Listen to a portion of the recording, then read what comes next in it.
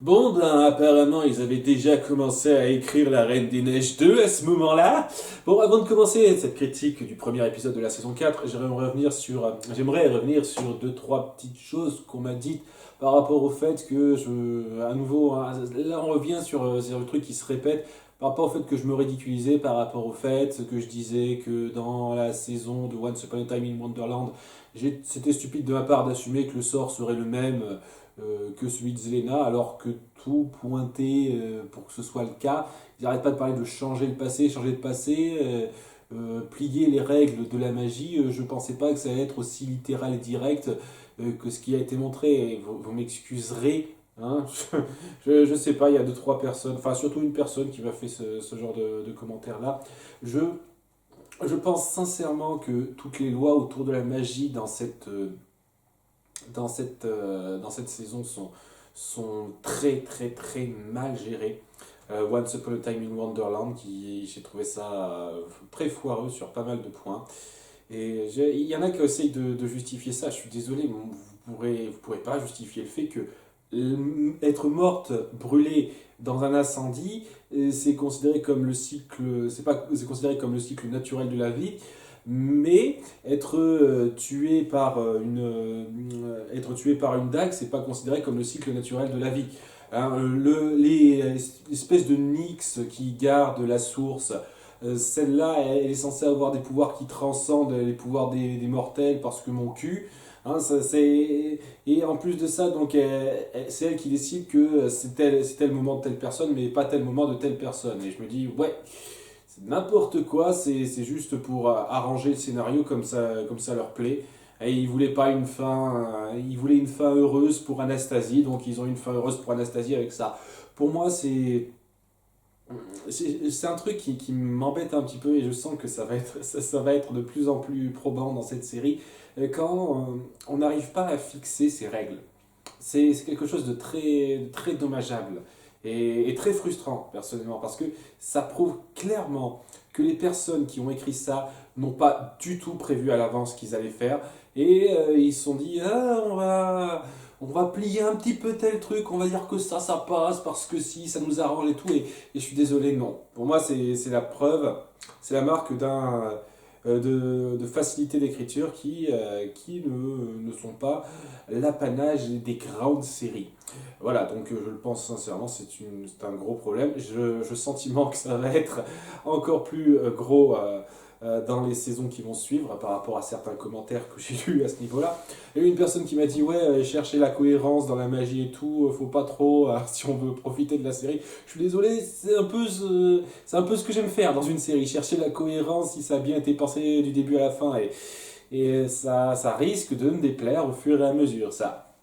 Enfin bon, dans ce premier épisode, c'est pas tant la cohérence qui m'a gêné.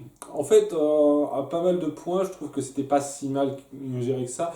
À deux, trois détails près, c'est surtout la direction que ça a l'air de vouloir prendre et qui m'embête un chouïa. Enfin bon, le flashback qui est centré sur Elsa et Anna, c'est exactement le même cadre mot pour mot, personnage pour personnage, que dans le film d'animation.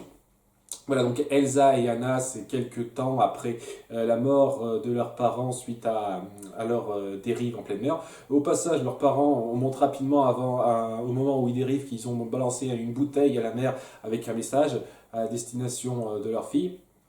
Donc j'imagine que ça jouera un rôle plus tard, je vois pas pourquoi ça jouerait pas un rôle. Et donc ouais, on suit Elsa et Anna qui s'apprêtent à se marier avec Christophe. Hein, et comme je dis, il y a tous les personnages, il y a Christophe, il y a son reine, Sven, qui est là. Je sens que ça va servir absolument à rien de le mettre là, mais s'il était dans le dessin animé, on va le mettre. Il y a les trolls du dessin animé aussi qui sont là. Je veux dire, sérieusement, ils font tout en sorte pour que ce soit exactement pareil que dans le film. Aucun personnage n'est différent ou quoi que ce soit. C'est extraordinaire. C'est juste extraordinaire. On fait référence à Hans. On fait référence à Hans et ses 12 frères comme dans le film animé. C'est... Waouh. Pareil, donc ouais, si vous voulez savoir l'histoire de ce truc-là, il faut voir le film animé, La Reine des Neiges. Vous connaissez l'histoire de ce monde-là. Donc le monde de la Reine des Neiges, Arendelle, où donc Anna s'apprête à se marier, mais Elsa Et elle vit assez mal le fait qu'elle vient juste de découvrir comme par hasard que ses parents semblaient la prendre pour un monstre, avaient peur d'elle et que ce serait, semble-t-il, la raison pour laquelle ils auraient navigué et pas pour une raison diplomatique ou quoi que ce soit. Hein. Donc raison diplomatique, c'est pas assister à un mariage, je sais pas. Mais, mais voilà, tout ça pour amener le fait qu'elle là, se sent mal dans sa peau et tout, et elle a un peu envie de savoir avec Anna comment ça s'est passé exactement le voyage de leurs parents, où est-ce qu'ils voulaient aller exactement. Et donc, c'est pour ça qu'ils vont voir les trolls, un troll en particulier, parce que déjà c'était un casse-tête pour eux d'en animer un seul qui ait l'air un tant soit peu réaliste. Je veux dire, c'est très limite quand même, le troll est très limite hein, en image de synthèse. Mais ouais, le troll leur dit ah, je ne sais pas ce qu'on voulait faire avec tes parents, mais je sais où ils sont allés parce que pour je ne sais quelle raison, ils sont venus me voir il y a quelques jours avant leur départ pour dire qu'ils partaient vers. Comment ça s'appelle déjà? Une seconde. Vers Misthaven. Misthaven. Alors, Misthaven qui est en fait la forêt enchantée. Donc voilà, ils ont appelé ça Misthaven pour faire le suspense et nous la révéler à la toute fin. Il est complètement con, je trouve. Mais voilà, je comprends même pas pourquoi ça s'appelle différemment. Et est-ce que ça veut dire que ils sont dans un monde différent ou ils sont dans le même monde, mais genre à je sais pas combien de milliers de kilomètres du monde où sont Blanche-Neige, etc. Je sais pas trop, c'est pas super clair sur le principe. Après, je vois pas pourquoi ce serait un voyage magique, ça n'a pas l'air d'être un voyage magique, mais voilà, donc après avoir appris ça, Anna décide que ce serait cool de vérifier ce qu'il voulait faire hein, en s'y rendant. Bon, Elsa est contre et puis elle peut pas, elle est reine, elle a des devoirs, etc. etc. Mais malgré les remontrances d'Elsa, Anna décide d'y aller en catimini. En disant à Christophe de rester là, hein, oui, parce que Christophe apparaît, et Sven aussi, hein, c'est extraordinaire, parce que, ouais, elle veut qu'il veille sur Elsa pour pas qu'elle soit toute seule. Juste un truc à la con, tu pouvais pas demander genre à Christophe d'y aller et rester avec Elsa, ou je sais pas, est-ce il y a vraiment que vous qui... Il y a que toi qui peux gérer ces genres de problèmes, Anna, sérieusement? C'est comme dans le film, c'est-à-dire, oh, je vais poursuivre ma sœur toute seule, sans escorte, parce que je suis un peu stupide, parce que j'ai un problème de sociabilité, je sais pas trop, c'est bizarre, c'est vraiment bizarre. Donc, ouais, il va toute seule. Bon, j'imagine qu'elle ne sera pas toute seule, j'espère en tout cas, parce qu'elle sera accompagnée par des gardes, des soldats ou je ne sais quoi, mais c'est juste bizarre. Au passage, on a vu tous les personnages sauf Olaf. Je vous cache pas que j'espère qu'Olaf n'apparaîtra pas dans cette série, parce que, ouais, faire un Olaf en image de synthèse.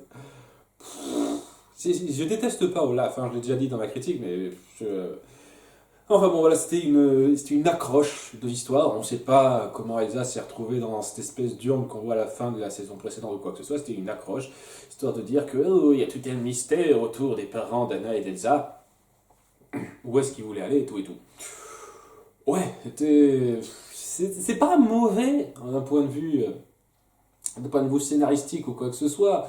C'est juste que, ouais, vous faites aucun effort, là vous reprenez exactement le même cadre que le film, ce qui n'a jamais été le cas avant. Je veux dire, toutes les adaptations que vous avez faites avant Peter Pan, La Belle et la Bête, etc., c'était vraiment des visions modifiées pour partir sur quelque chose de différent. Là, c'est juste, voilà, il s'est passé ce que vous savez dans le film, on va rebondir là-dessus, et je suis désolé, ah, c'est faiblard comme idée quand même.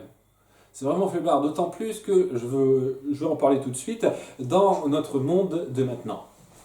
Euh, on suit d'abord ce qui va nous intéresser un petit peu moins par rapport à ça, c'est-à-dire Belle et Rumpelstiltskin qui sont en chemin vers leur lune de miel et ils se recueillent avant toute chose sur la tombe de Neil. Voilà, un très beau moment où il dit qu'il a envie de représenter le courage que Neil a affiché.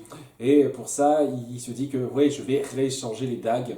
Voilà, donc je suis très content qu'ils aient rebondi là-dessus, qu'ils soient pas dit ok, on laisse ça comme ça et puis ça reviendra lui mordre le derrière après ça. Non, il se dit ok, ce serait bien que après t'avoir vengé, je rééchange les dagues, ce qu'il finit par faire. Et juste après ça, donc oui, il échange les dagues dans une espèce de manoir au recoin de Storybrooke qui n'appartient à personne, où personne n'est jamais allé parce que magie ou je ne sais quoi, très bizarroïde. Il y a un certain objet un peu à la forme assez particulière, une espèce de cylindre qui contient quelque chose d'assez bizarroïde. Et donc après ça, lorsqu'il décide d'entamer légèrement, alors une demi-heure, quand je dis légèrement, hein, vous attendez pas à une scène de sex story ou quoi que ce soit, Rumpelstiltskin décide de la jouer romantique en disant ouais, c'est notre lune de miel et on n'a toujours pas dansé. Donc il met Belle dans une robe jaune, il se met dans un costume bleu et il lance une certaine musique qu'on connaît tous très bien, et ce qui amène un segment de 20 secondes où il danse. Et bordel de merde, c'était pas la peine de faire une référence aussi enfoncée comme ça. Ok, on a compris, la belle et la bête, merci. Je veux dire, vous avez déjà fait des clins d'œil, des références avant, mais celle-là, elle était grossière. Je sais que c'est une scène iconique et tout, et que ça vous fait plaisir de la reprendre, ok, mais être aussi inimaginatif à ce point, je trouve ça un peu facile. D'autant plus que juste après ça, donc après qu'il soit couché, la Rumpelstiltskin décide de reprendre la vraie dague, oui, parce que Belle, elle s'en fiche royalement, elle la surveille pas plus que ça, et pour retransformer l'espèce d'objet cylindrique bizarroïde, il le transforme en chapeau de l'apprenti sorcier dans Fantasia. Apparemment, c'est ça, je pense que ça peut être d'autres, et je me dis, what? Hein? Vous partez là-dessus? Vous allez nous faire l'apprenti sorcier en plus de ça? C'est quoi ce délire? Ok, d'accord. Et puis ouais, c'est genre... Moi, ça fait longtemps que j'ai plus vu l'apprenti sorcier. Il me semble pas que le chapeau était aussi... avait exactement la même forme, mais c'est par rapport à ce qu'il montrait, je suis presque certain que c'est censé être le chapeau de l'apprenti sorcier. Je me dis... c'est... Ok, on a compris que vous repreniez des contes de Disney, c'est pas la peine d'être aussi flagrant. Ouais, j'avais jamais été aussi flagrant que ça avant, c'est extraordinaire, quoi. Ouais, donc c'est très mitigé sur ce passage-là, parce que c'est une évolution plutôt touchante du couple Belle-Rumpelstiltskin, où Rumpelstiltskin décide d'enfin lui confier la vraie dague, mais je comprends pas, je comprends pas ce besoin de faire des références un peu trop grasses aux histoires de Disney telles quelles, et ça me gêne un petit peu. Quoi qu'il en soit, le reste de l'histoire, ça se passe avec un peu tout le monde. Donc, juste après la scène de fin où on découvre que Marianne est vivante et que Robin doit se mettre avec elle, Marianne est en mode espèce de sale monstre. Pourquoi pouvez-vous lui faire confiance? Robin, comment as-tu pu laisser notre enfance approcher d'elle, etc., etc. Tandis que tout le monde prend plus ou moins sa défense. Mais malgré tout, Réginald vit assez mal. Et après, on a un passage plutôt intéressant de la part de Robin des Bois qui décide, qui décide de venir lui parler en lui disant que oui, Alors déjà, le mec vachement compréhensif, mais vachement compréhensif. Hein, à sa place, je ne serais pas aussi gentil avec elle en apprenant ça. Je veux dire, j'aurais compris que c'est l'ancienne elle et tout ça, et que la nouvelle elle est différente, mais j'aurais quand même un petit peu de ressenti après ce qui s'est passé, en sachant que à la base, elle était censée être responsable de la mort de ma femme, mais voilà. Robin des Bois lui dit j'ai vu qui tu étais vraiment, mes sentiments envers toi ne sont pas faux, ils sont réels. Par contre, Marianne est ma femme et je suis un peu obligé d'être avec elle. Donc c'est une histoire de dire ouais, c'est plus obligation maritale, tu vois, hein. J'aime plus trop, même si c'est pas sa faute, cette histoire-là. Oui, elle fait un peu trop garce, Marianne, sur les bords, et c'est ça qui est un peu dommage, parce que ils auraient pu faire en sorte qu'elle soit un petit peu moins rentre-dedans, vache, et à ce moment-là, j'aurais pu avoir plus d'affection pour elle, mais sur le principe, je comprends parfaitement sa réaction. Ah, je veux dire, elle vient de découvrir ça. Pour elle, Regina n'a été rien d'autre qu'une méchante reine qui était prête à la faire tuer il y a quelques jours de ça. Je veux dire, bien sûr que, bien sûr que je vais mal le prendre en découvrant que tout le monde est de son côté et tout et tout. C'est très difficile à voir ça.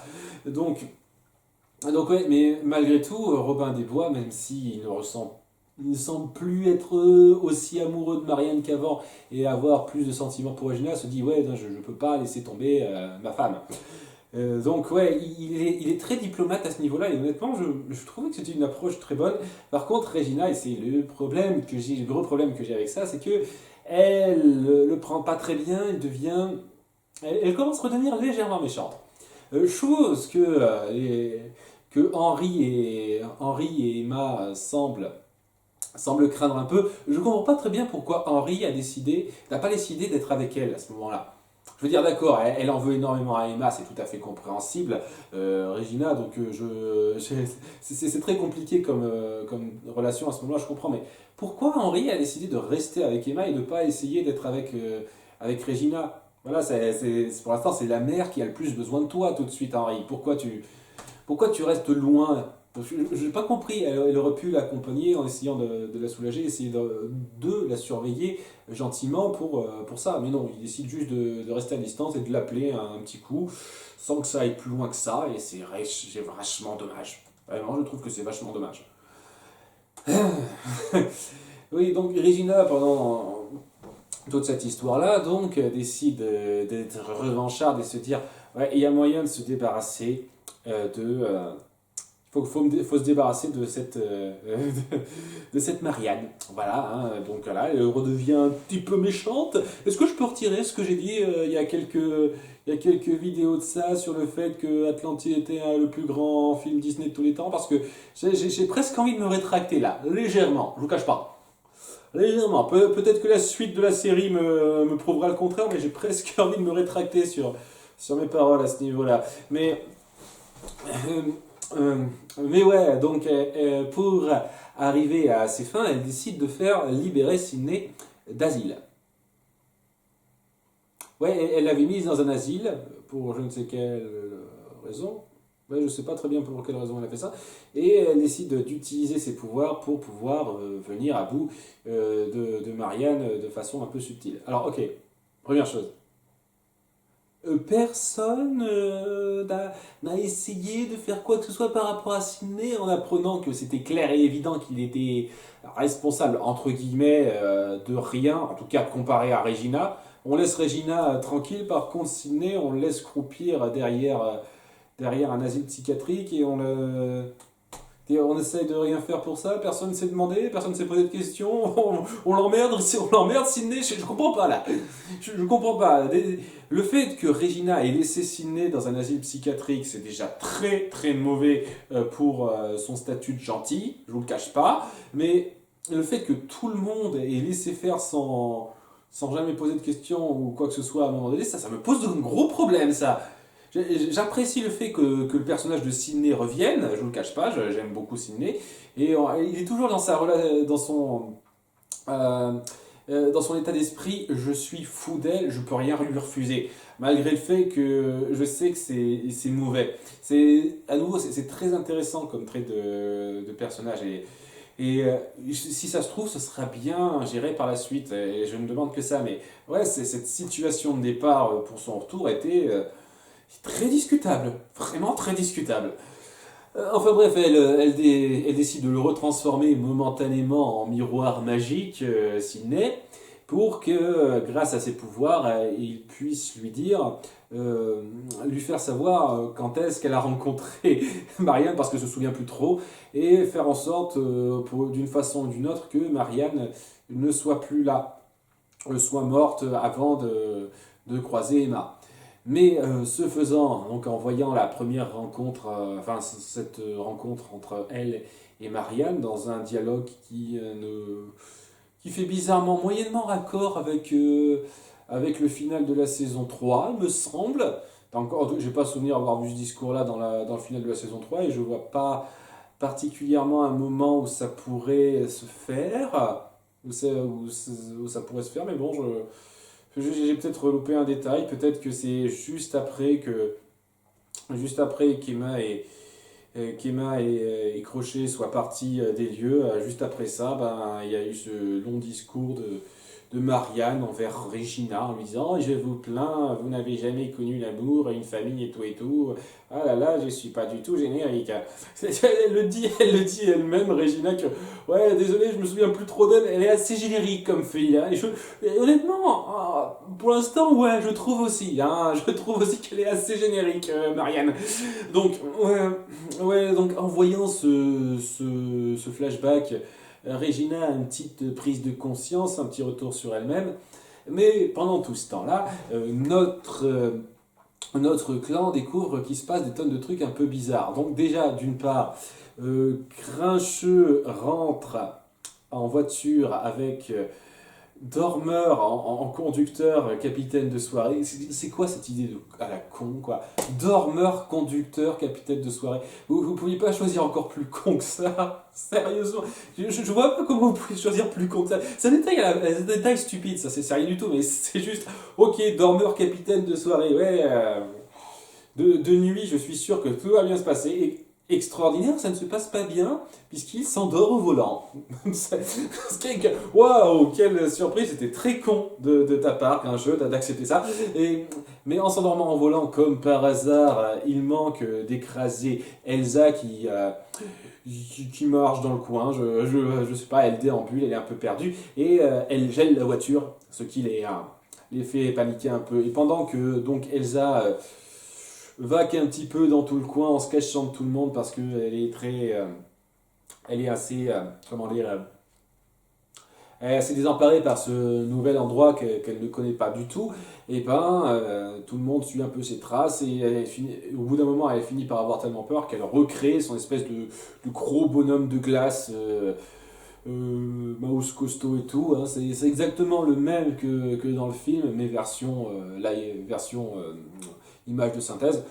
Donc ouais, ok, et donc il y a tout un délire sur le fait qu'ils essayent d'y échapper, ils essayent de combattre un petit peu ça, mais ils n'y arrivent pas. À un moment donné, ils s'y confrontent, il y a Robin des Bois, je sais plus, Petit Jean il me semble, il y a Emma et Kylian qui se confrontent à ça, mais ils se font ils se font tous assommer par sa dague de givre.